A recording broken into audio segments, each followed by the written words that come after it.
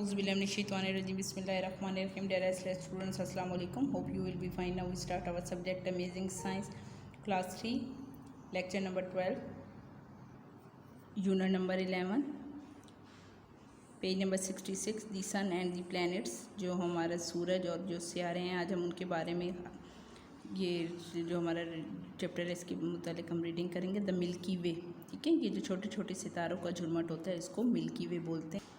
The Milky वे, जो milky वे है उसको कहकशां भी बोलते हैं। If you look up at the sky at very dark night, जब आप आधी रात को या डार्क नाइट जब बहुत ज़्यादा अंधेरा हो जाता है तो आसमान की तरफ देखते हैं। You might see a fizzy band of light across the sky, this band of star is called the Milky Way. तो आपको छोटे छोटे सितारों का झुरमट नज़र आता है, ठीक है ना। इन छोटे छोटे सितारों के झुरमट को मिल्की वे या कहकशां भी बोलते हैं।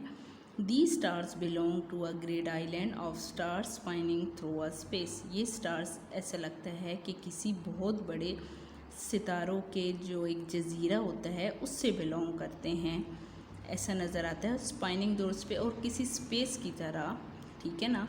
जो ये है कि ये चक्कर लगाते रहते हैं। This island is called the Milky way Galaxy, और इस आइलैंड को, इस जजीरे को क्या कहते हैं? मिल्की वे गैलेक्सी भी बोलते हैं।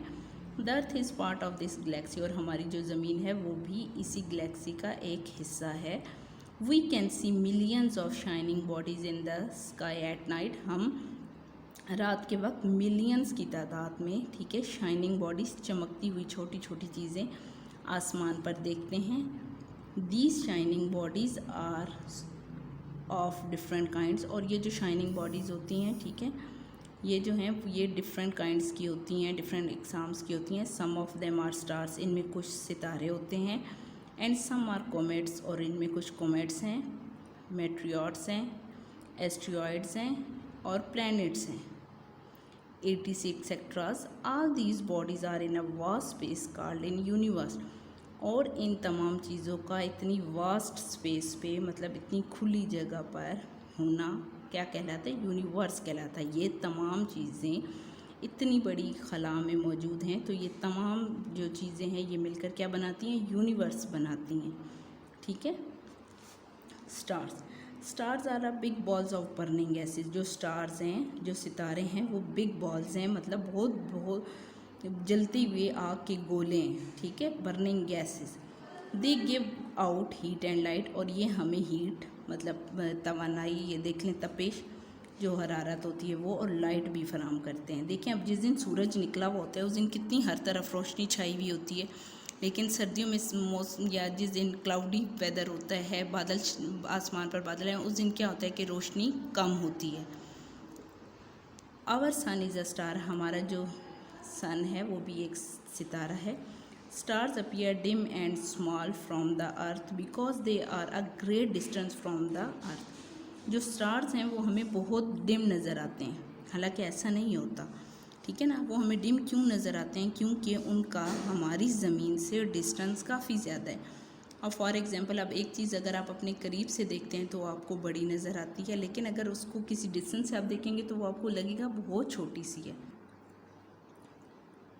तो जब हम उस चीज़ को बहुत करीब से देखते हैं वो हमें बहुत बड़ी नज़र आती है, लेकिन जब हम उसे किसी थोड़े फासले से देखते हैं तो वो हमें बहुत छोटा, वो चीज़, ऑब्जेक्ट वो छोटा नज़र आता है। ये सिर्फ क्या होता है, और ये स्टार्स असल में इतने छोटे नहीं होते, ये हमें सिर्फ डिम और छोटे इसलिए नज़र आते हैं क्योंकि हमारी ज़मीन का और इनका डिस्टेंस, फासला काफ़ी ज़्यादा होता है, ठीक है। वी सी द सन, जब हम इन द डे टाइम, जब दिन के टाइम, ठीक है। वी सी द सन, जब हम सन को देखते हैं। एज इट बिकम डार्क, तो वो हमें बहुत ज़्यादा डार्क, ठीक है, नज़र आता है। The stars appear in the sky during the day, और आसमान पर जो सितारे होते हैं वो दिन टाइम भी मौजूद होते हैं, ठीक है, लेकिन सूरज की रोशनी इतनी ज़्यादा होती है कि जब वो उन पे पड़ती है तो वो हमें दिन टाइम नज़र नहीं आते।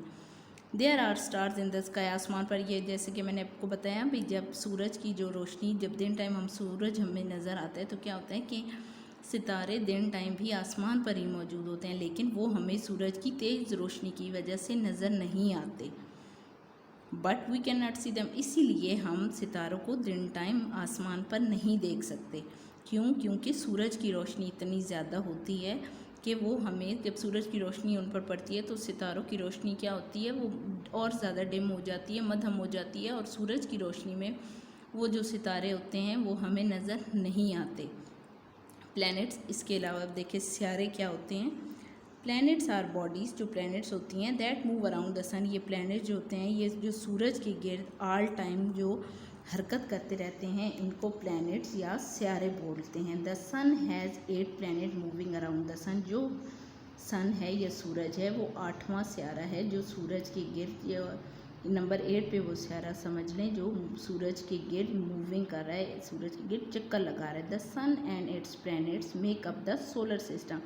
सूरज और ये जो तमाम सितारे होते हैं ये मिलकर क्या बनाते हैं, सोलर सिस्टम बनाते हैं। ठीक है ना, ये सारे जो चीज़ें हैं ये मिलकर सोलर सिस्टम बना रही हैं। होप आपको रीडिंग अच्छे से समझ आ गई होगी। स्टे ब्लेस्ड, स्टे होम, अल्लाह हाफिज़।